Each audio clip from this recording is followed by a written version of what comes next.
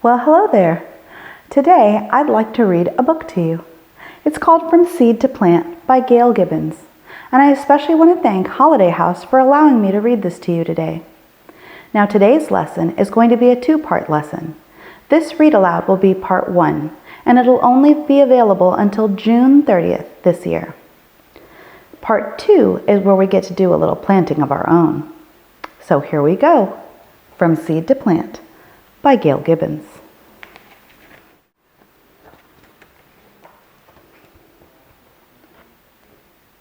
Most plants make seeds.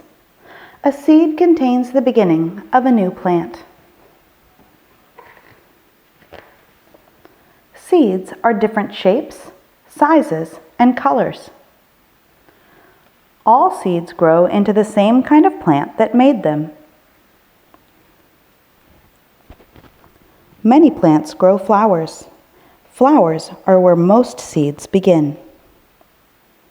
A flower is made up of many parts.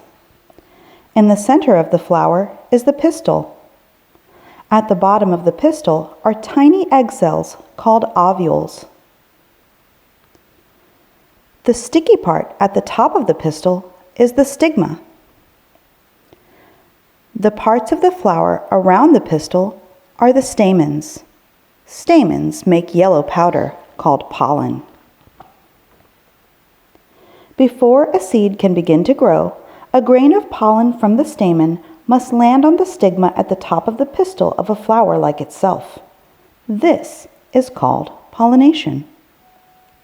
Pollination happens in different ways. Often, wind blows pollen from flower to flower. Bees, other insects, and hummingbirds help pollinate too. While they visit flowers for their sweet juice called nectar, pollen rubs onto their bodies. Then they carry the pollen to another flower, where it comes off onto its pistil. If a pollen grain from a flower lands on the pistil of the same kind of flower, it grows a long tube through the pistil into an ovule. This is the beginning of a seed. The seeds grow inside the flower, even as the flower begins to die.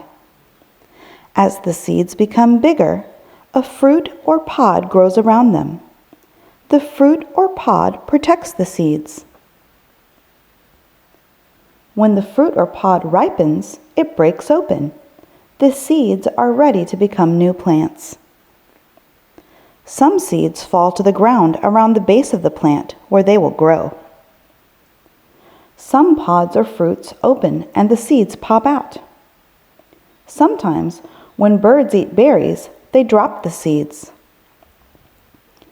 Other seeds fall into streams, ponds, rivers, or the ocean. There they travel on the water until they stick to dirt along a shore. The wind scatters seeds. Some seeds have fluff on them that lets them float to the ground like tiny parachutes. Others have wings that spin as they fall. Animals help scatter seeds too. They hide acorns and nuts in the ground. Some seeds have hooks that stick to the fur of animals or people's clothes. Later, they drop off onto the ground. A flower bed or vegetable garden is beautiful. Seeds are planted to grow in the gardens. The seeds come in small envelopes or boxes. Directions explain how to plant the seeds and care for the plants. The beginning of a plant is curled up inside each seed. Food is stored inside the seed too.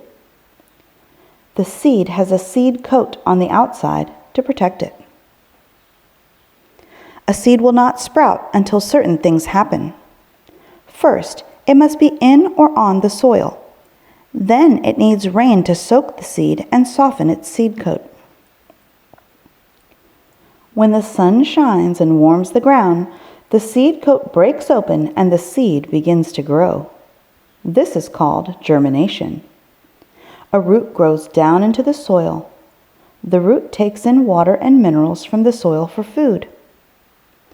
Up grows a shoot. Green leaves grow up from the shoot toward the sun. The plant grows bigger and bigger. The leaves make food for the plant from the water and minerals in the soil, the sunlight, and the air all around the plant. Finally, the plant is full grown. Buds on the plant open up into flowers where new seeds will grow. Many of the foods people eat are seeds, fruits, and pods. They are full of nutrition, vitamins, and minerals, and they are tasty too. Now, wasn't that a great book, guys? Make sure you click on part 2 of this lesson so we can grow some of our own seeds into plants. See you soon.